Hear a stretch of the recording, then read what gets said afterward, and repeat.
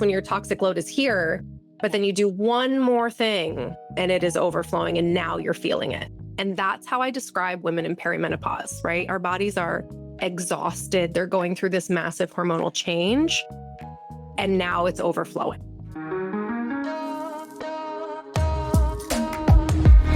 Welcome back to the show, sisters. How are you feeling in your body today? I am really jazzed about a topic that we're going to cover, toxic overload and what that looks like in perimenopause, because I think you're going to really recognize yourself in some of the conversation that we're having. And of course, I have my amazing friend and board certified functional medicine practitioner, Michele Scarlet here.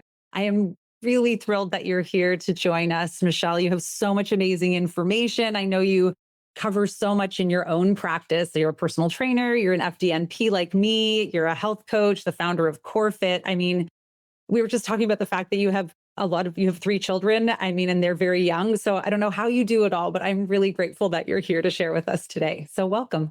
Thank you so much. I'm really excited to be here today. Yeah, me too. I think, and it's always really fun. And Michele and I bonded over both being Canadian, although she lives in Canada in the deep snow right now as we're talking, and I'm down south now. But you have an amazing story about toxic burden. We both work with women in a very similar space. So I love hearing from other practitioners about what's going on. Let's start with your story. And actually, maybe let's first break down, what do we mean when we say toxic burden? Yeah, absolutely. Okay. So for me in my practice, toxic burden, aside from what you and I've learned, because we have the same education, I really feel like this is the root cause of all things. So whether we are going to talk about hormone, whether we're going to talk about gut health or mineral depletion or anything like that, I always assess toxic load first. So to me, toxic load could be environmental. It could be like, what pesticides are you consuming in your food? What is the pollution you're living in? What is the air you're breathing? What is the products you're putting on your skin and your body is absorbing? So your moisturizer, your shampoo, conditioner, that kind of thing. But toxic load is also what kind of comes downstream of that, the gut health issues, right? What comes downstream is the hormonal chaos. What comes downstream is potentially parasites or heavy metal toxicity. And it's like all accumulating, right? And I work with women in perimenopause, and most women in perimenopause think it's hormonal chaos that is causing all of their hot flashes and weight gain and, insomnia and brain fog. And you could list probably 1,000 symptoms in perimenopause.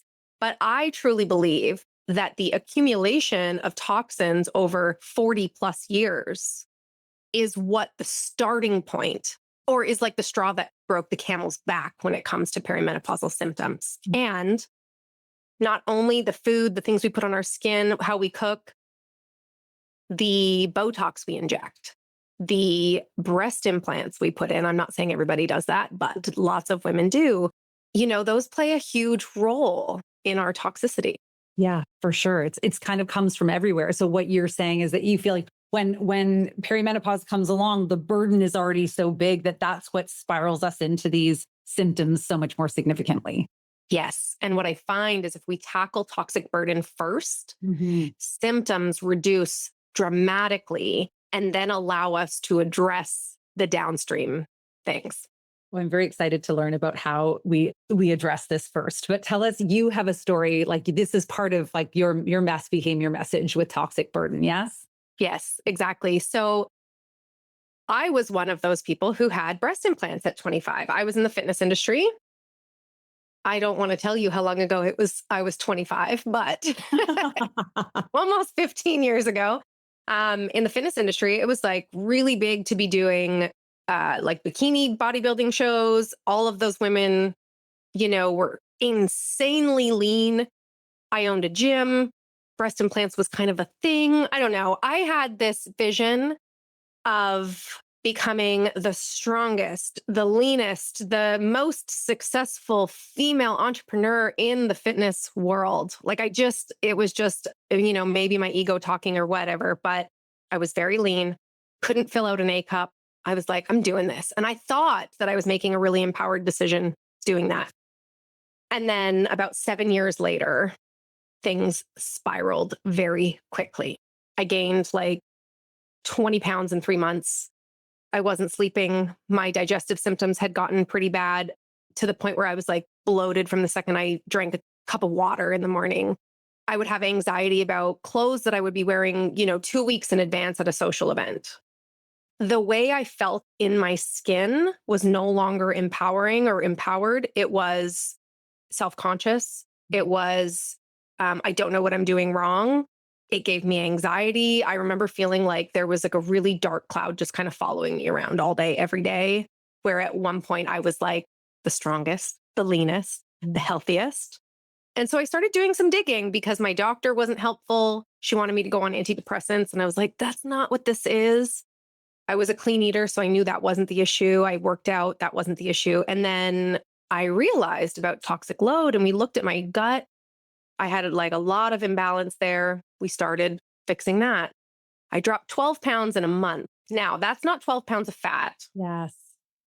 just Say to be more. clear.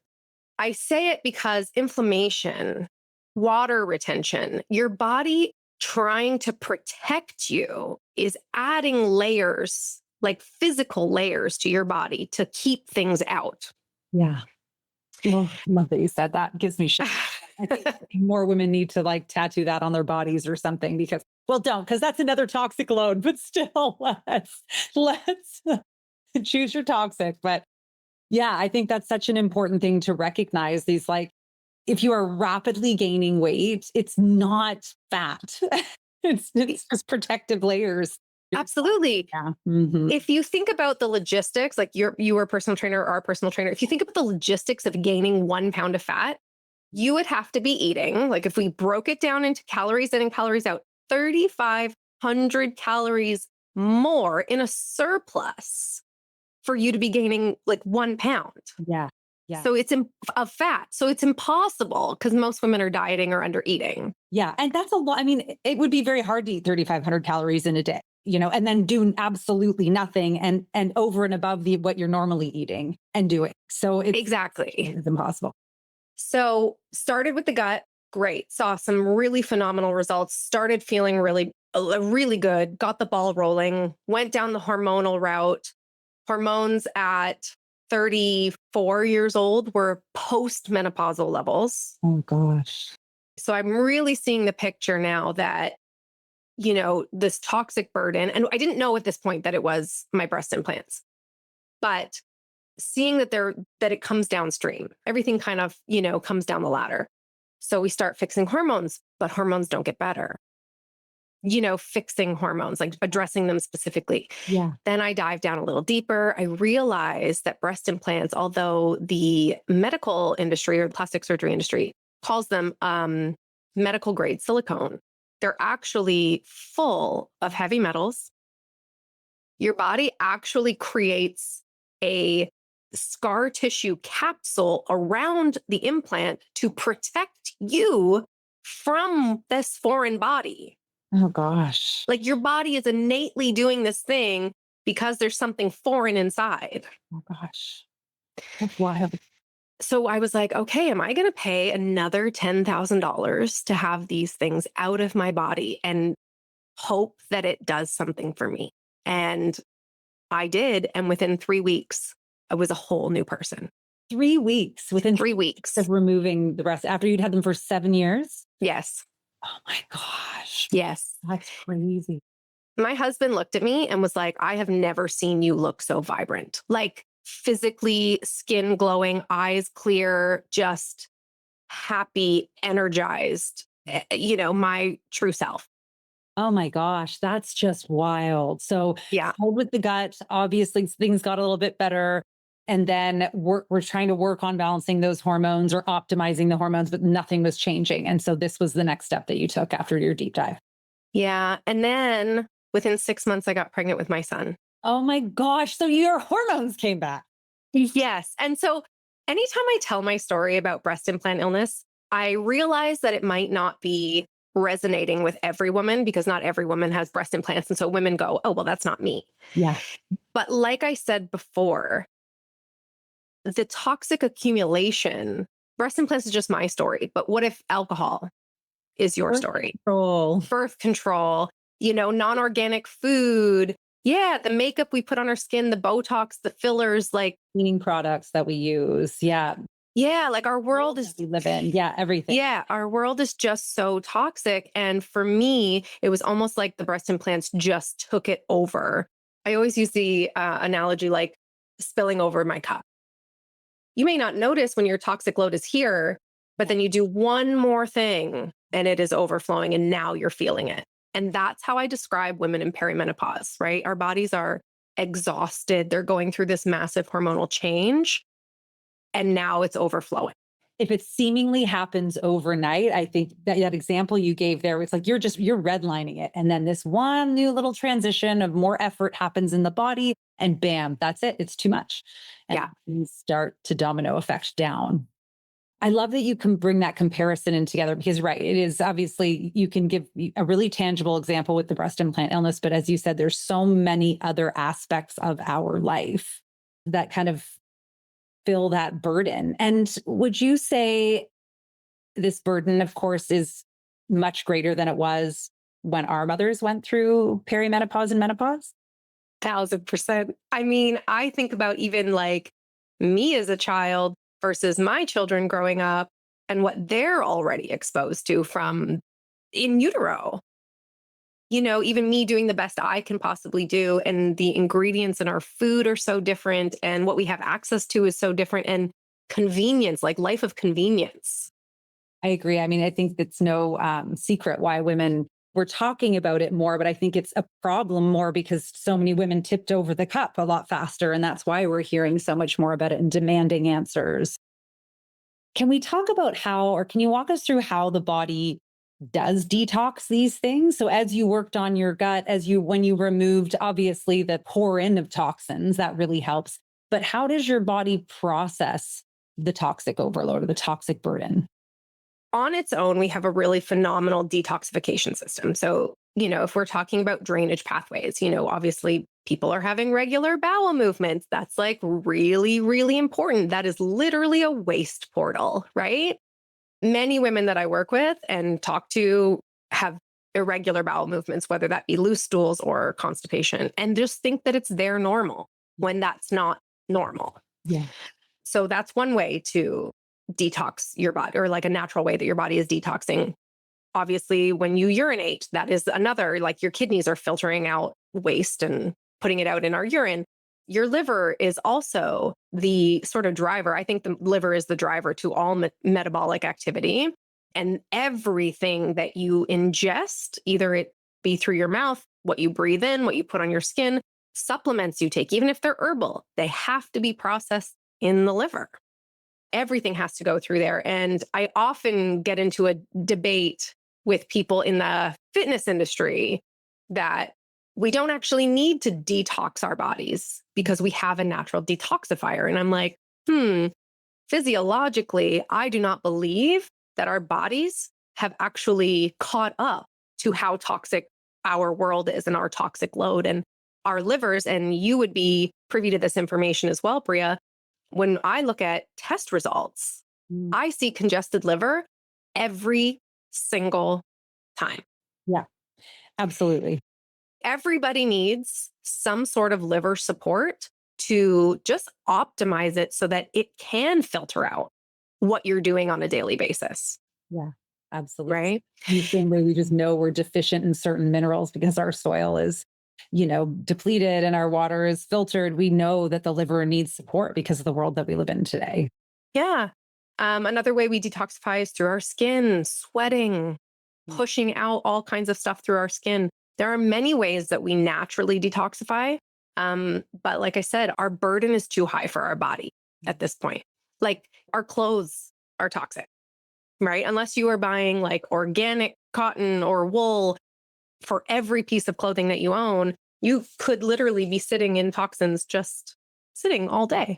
Oh my gosh. And it can feel a little overwhelming for women, can't it? I mean, like you talked about clothes, we've talked about cookware, we've talked about, cleaning supplies and pesticides and air quality and food quality. I mean, there are a lot of areas and it can feel very overwhelming. So I'd love to hear your process on how you where you start with kind of decreasing the overload. But maybe first, when you're running labs, what are the key markers or what labs do you like to run for your clients? And what are the key markers that you look for that really point towards toxic overload that maybe obviously in typical blood work that we're getting from our doctors is still going to look quote unquote fine?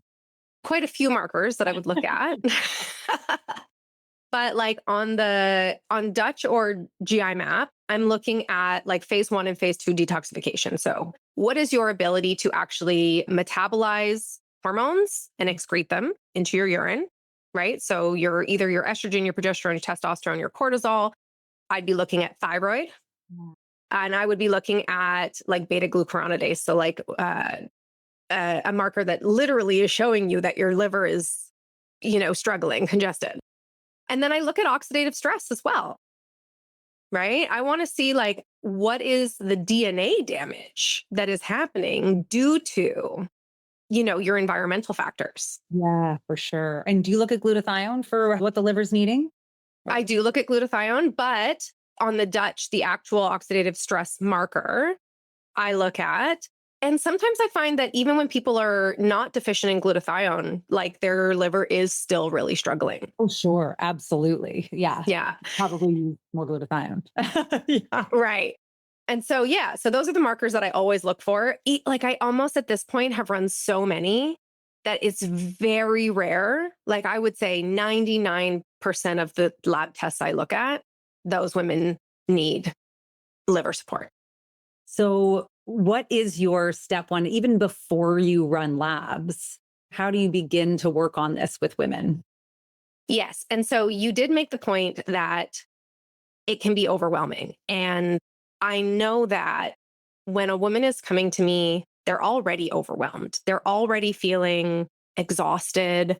They're already feeling like they're the problem, right? Like they're doing something wrong. And so the way I approach it is I try to do it in the smallest steps possible so that each step feels like a progress or a win, building on that motivation a little bit. But we start with just some lifestyle anchors. That's how I call them. So, what that might look like is taking out gluten or dairy. So, we know these are inflammatory for most people. And I'm not saying that you can't put those back in. But if you're coming to me because you've got brain fog, exhaustion, insomnia, et cetera, we want to take out like the pouring in, right? The toxins pouring in. So, that's number one. Everything that you physically ingest is what we're looking at first. Secondarily, we can look at the plastics in your world. We can look at the shampoo in your world. It can be not only overwhelming to look at every ingredient, it can be overwhelming in cost to think you have to replace every piece of makeup, every piece of moisturizer, cleaning product, etc. So if we put into place our food first and, even start with like dandelion tea, Mm. just get the liver flowing a bit, making sure you're having a regular poop every day. Yeah. Priority. Those, yeah, priority number one. Priority number one, poop. Yeah, just poop, guys. Those two things, like getting food in order and like pooping, can make the biggest difference in your motivation, in feeling like there is a light at the end of the tunnel. And as we progress through working together, then we can dive into the deeper issues. The other thing to all of this, I sometimes will get hate on my Instagram because I will post something like I'm getting my hair colored. Oh, I mean, I haven't in a long time, but I will get like, is this all natural dye that you're putting on your hair? And I'm like, okay, no, it's not. But I don't do detox cleanses once a year or once every 5 years. I am actively detoxifying my body every day. yeah. Every single day. Otherwise, I feel like we're going to not be able to live in this world. And it does become overwhelming. Pick your poison. I will not do Botox. I will not have injectables. Yeah. Certainly no more breast implants or plastic surgery. And if that's your poison, that's cool. Yeah. Maybe me coloring my hair a couple of times a year is mine. Yeah. Yeah. I'm totally with you. I don't think we need to live in a bubble. I do think our body is capable of handling some things. And even though we're in a world where it is loaded more than usual, if we are actively working on it, I mean, we should have the resiliency to handle the occasional hair dye. Whatever your Hmm. poison might be, I guess is. I kind of feel like, and I know we're not talking about mold today, and I don't know what your thoughts are on mold illness. And I have lived mold illness. Lots of people think mold illness is a root cause, and I still don't believe mold illness is a root cause. I believe, why can't your body, I'm going to use the word detoxify, but get rid of or live with or be robust enough to live with this naturally occurring Mm, thing. interesting. You know what I mean? I'm not saying like the load will be really high if you're living with it in your home, Yeah. but like we come into contact with mold outside all the time. That's really true. And we should have a whole conversation about that sometime because I think it is its own very important topic. What are the things that you do every day for yourself to detoxify? What are your like no matter what? This is what I do as a part of my detox and drainage support structure. Yeah. So, okay, it looks a little bit different right now because I'm breastfeeding. So Okay. I'm not doing a ton of detox right now, but I'm very excited to get back to that routine when my time comes. So if I was not Yeah. breastfeeding, and what I would typically say to my clients, first thing in the morning, we are drinking warm lemon water with sea salt and just like a splash of honey. Okay. The lemon water is just to get your digestive juices flowing, increase a little bit of stomach acid, increase a little bit of bile. Warm water tends to just be nicer on the body. So that's what I would prefer. Honey to give you just a little bit of boost of energy, and sea salt to nourish your adrenals. Yeah. All of these things work hand in hand. So we have to kind of, we're not, you and I know the body is one full system. We are not just like, target the liver and be done with it. We have to target everything. And then I eat immediately. Like, I am not somebody who will ever skip breakfast. I make sure I get my protein. I know that protein in general is phenomenal for liver function, great for hormone metabolism. And so I make sure that I have a high protein, high fat breakfast every single morning. And people don't think about this as like a detox task, right? But it is. You're supporting these organs that are supposed to be doing this anyway. And when we fast or when we restrict calories or restrict whole food groups, you're slowing things down on the inside, Yeah. And we right? don't want things to slow down on the inside. No. And then, yeah, I make sure that I have a great bowel movement every day. I'm a really big fan of coffee enemas. I don't know if you've ever done a coffee I enema. have, and I got super into them last year. So I'm a huge coffee enema fan. Okay. I'm super excited. So you can't do it while you're breastfeeding, although I do know some people who do. That's up to you, obviously. I just know that breasts and breast milk is another drainage pathway.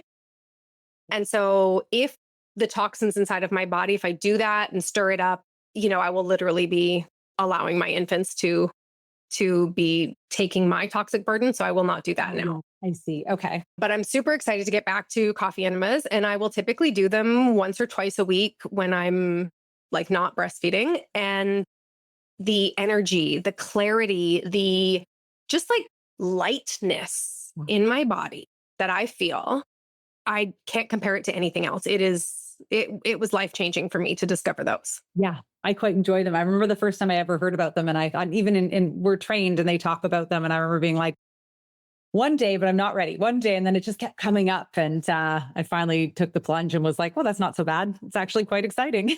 Yeah. What is your experience? Like, what did you feel after doing them? Maybe not the first time. I know people get, it's a bit weird. It's a bit weird. Like my whole experience has been quite good. And I found I did just feel more for me mental clarity. That seems to be what bogs down the fastest for me in life is like I just feel like all of a sudden I'm walking through a fog.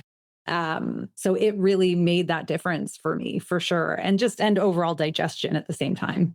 Absolutely. I'm the same. So I would say those are probably my biggest things that I do daily. And then, like weekly, it's coffee enemas or dry brushing or lymph massage. And I really reduce what I put in and on my body. Yeah. Do you have, I know people talk about certain apps that they use to help them make some changes in their products. Do you have any that you love that you recommend to people? Or, if they're wanting to switch out their skincare, hair care, cleaning products, the things that they purchase at the store. Do you have anything you recommend to start that process? I don't because the EWG website Mhm. or app or whatever? A couple of years ago, I heard that they were bought. We'll have to fact check this, but I heard that they were actually bought by a bigger company, and they no longer are very trustworthy. And so there's a part of me, maybe this little conspiracy theorist down here, that a little bit of alarm bells go off whenever those apps come up. And so what I end up doing is I have educated myself on ingredients. And if there is something that I don't recognize or I'm unsure about, uh, Google, ChatGPT, I ask the questions. Like, my goal is to be as clean as possible. In Canada, it's hard to get products that are like, the most amazing.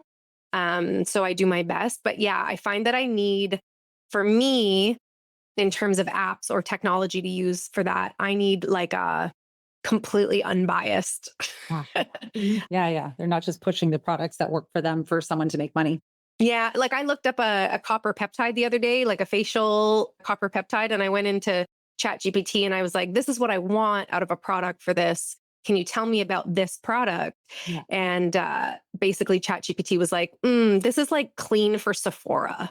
So, and I was like, cool. So this isn't for me. Oh no. It is a challenge, right? I think like the time frame that it takes. Okay, so that's what you like to do is that you slowly start to educate yourself on it. And now before you purchase a new type of product, you look at the ingredients. If you don't recognize them, you look them up. Yeah. Yeah. I just find that, like, ultimately for me, that's the easiest way. It might not be convenient for people. And so those apps can do some good. But like, also, I found with the EWG website, like, and it just, it gave you just a rating Mhm. of like how hormonally disruptive this is or how carcinogenic this is. Like, I just like don't want it in there at all. Yeah, yeah, yeah, yeah. Right? Can it be none, none? Zero. I don't want any hormone disrupting. I don't want any carcinogens. Not Yeah. 10% is not acceptable. Zero. Right. Yeah. Yeah. Yeah. So, and I may not get that, but I just like don't find those ratings to be reassuring. Yeah. Yeah, I agree with you. So these are the first steps you work on and you gave a little bit of, you already said a little bit of what you already start to notice, but what other things do your clients start to notice even in just the first few weeks of making these kinds of changes for detox and drainage? So, yeah, a lot of the women that I work with are looking to lose weight. Mhm. And they're looking for a new approach because women in perimenopause, even though they might not know that this is like a toxic load issue, they're seeing in the mirror their waist is thickening, they're gaining weight rapidly, they're not feeling like themselves. And it's the weight piece that they really tie their worth to. Yeah. And so the first thing that they all notice is like a rapid decline in weight. Yeah. Or if we're not talking about the scale, I hate the scale, but like clothes, the way, your face is a bit sculpted a little bit more. I would say that that's probably the first thing that most people notice that I work with. And even for myself, if like over Christmas, I indulged a little bit more than I typically would, and then get back into my regular routine, pretty quickly that inflammation, that water retention disappears. And you haven't gained 15 pounds in perimenopause. Yeah. You know what I mean? We've just accumulated a lot of junk in our bodies. Yeah, for sure. I love that. And I see your point around the toxic burden being that root cause. How do you feel like it is linked to this other idea that maybe like just nervous system regulation? Like, how does this toxic burden keep us from regulating our nervous system, which I think is obviously another huge piece of the puzzle? So I actually think that nervous system dysregulation is another toxic load.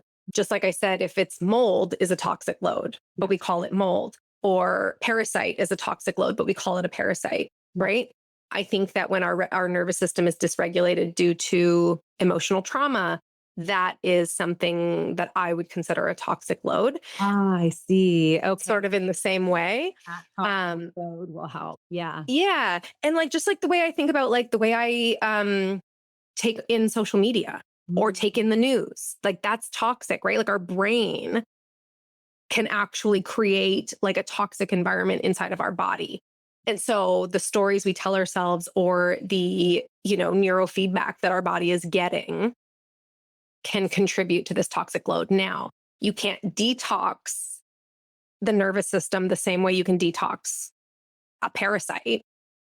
You should start with negative self talk, Yeah. right? We need to start being nicer to ourselves. Yeah, for sure. We need to start realizing the stories we're telling ourselves because for some reason, our brains love familiar.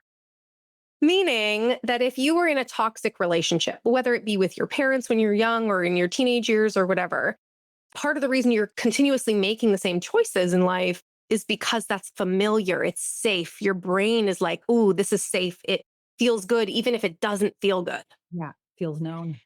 Yeah. And so what's scary to the body and the brain or the nervous system is when you do something different and it doesn't know what to expect.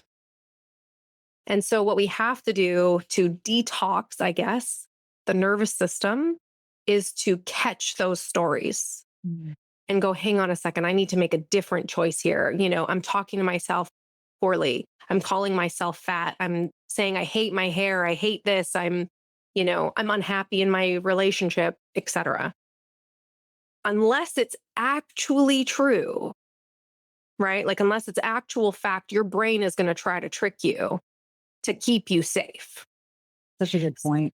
Yeah. So we have to create new neural pathways and I've done this work and I continue to do this work, because my nervous system was a part of my story as well. It's so deeply rooted in our decision making, whether that be putting in breast implants or, that kind of thing. So yeah, I believe that our nervous system needs to be addressed by calming our bodies, doing things a little slower, maybe taking out social media or like unfollowing pages that just don't do you any good. I don't watch the news anymore. I can't do it because I just realized how much it was creating chaos inside my body. Yeah.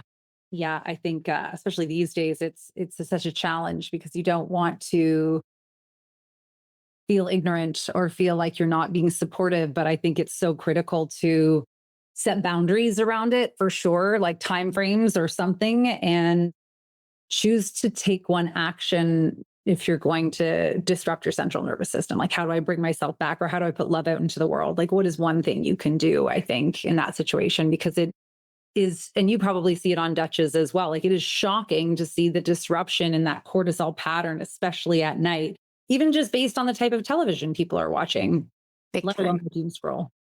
Big time. Oh, I said this to my husband the other night. We were watching a show. Have you heard of the show The Pit? I've heard of it. Yes, I haven't seen it yet. So, it's incredible. I really like it. It's an emergency room drama. It is really intense. Like, you see all kinds of stuff. It's wild. It's not for the weak stomach for anybody. But I can feel my body get worked up. Mm. And I'm like, I cannot watch this at night. Yeah, at night. Like, I feel my cortisol rising. I cannot watch this at night. We can watch it at noon. Okay. But yeah, that doom scroll, watching the news late, watching an intense TV show or whatever. Yeah. Even the blue light alone can create that disruption. Absolutely, it is. And that is our toxic burden, even. Yeah. Blue light, the things that we are consciously stressing us out or subconsciously stressing us out. Are we missing any other areas? Is there anything I've missed that you think of that I think most women don't think about when we think about toxic burden? Yes. Exercise from the personal trainer. Yeah. Talk about So, you and I have spoken about this in past conversations that majority of the women that I see are already exercising, right? Like, they're already like doing all the things right and like something isn't clicking. When we assess the amount or the intensity that somebody is working out, so if you're like 5 days a week hit cardio, right? You're going to the F45s, you're going to the Orange Theories, you're doing the CrossFit, but you're not doing the things that are nourishing your body. So you're not doing the nervous system work. You're not resting and recovering. You're not eating enough to sustain that kind of output, right? That is when exercise becomes a toxic burden to the body. Mhm. And one of the hardest things that I find is that we have to dial women's exercise way back in order to sort of rebuild and become a more robust body. And it's probably the hardest compliance issue.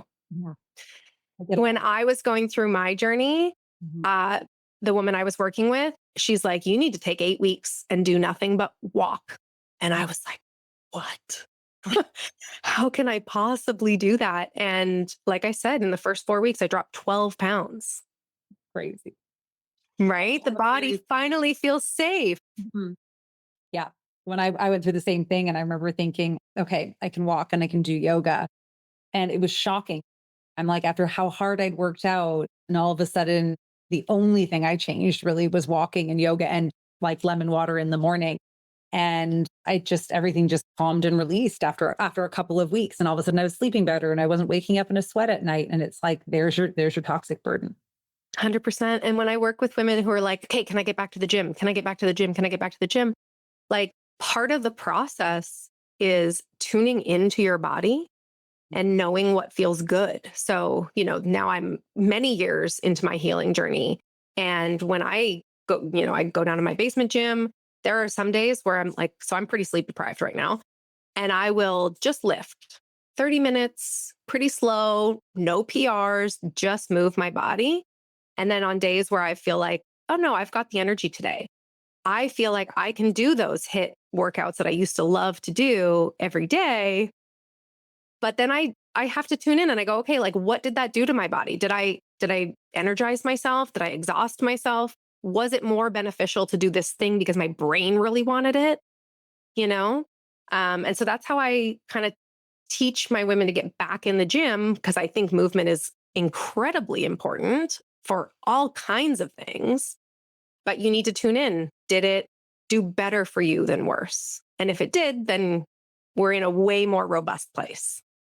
I love that. I think it's almost like pulling fitness for 6 to 8 weeks is kind of very similar. And then reintroducing it is very similar to like, doing an elimination food diet. Like when you reintroduce it, it becomes really clear at that point how your body feels about it. I think. Yes. Does it Yes. respond or is it exhausted? Like, are you like, oh, I don't want to do this at all? Does it hurt all of a sudden? Are your joints achy? I mean, it becomes really clear because your body finally had a chance to exhale, heal, and now react.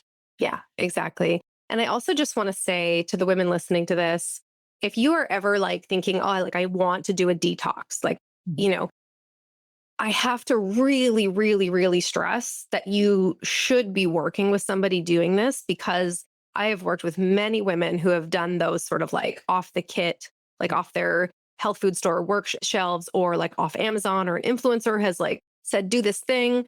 If your body is exhausted, and 99% of the women that I work with, their bodies are completely exhausted. If you try to do some kind of deep detox, which might look like a parasite cleanse, which might look like, you know, um, you are going to experience some pretty brutal herc symptoms, which could look like nausea, migraines, loose stools. It could look like, it could look like a million things. It could look like breaking out in complete rash. I've had women who have come to me saying they're like breaking out with shingles. Oh my God. Because they're detoxing, their body isn't prepared to handle it. It's not prepared. Our immune systems need to be more robust before we just like try to dump and stir up toxins. Yeah. Yeah. I mean, they're stored for safety in the first place. That's why they're there. They came in, they're locked up for safety to do minimal damage. So, yeah, if you're going to muck them up and bring them out, you got to be ready for it.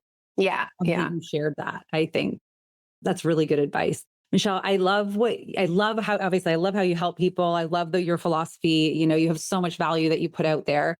And I love this idea of toxic burden because there's almost a fun play on words there. It feels like there's literally the toxicity of something, and then there's like the toxic relationship to things, and they're both its own burden. So Yes. I understood that. So thanks for explaining it.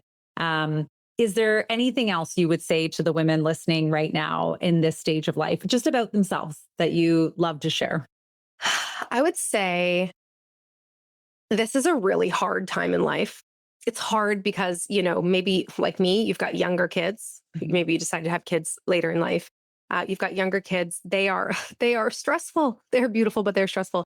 Maybe you've got teenagers, and now that's a whole nother world impacting you while you're going through really deep change.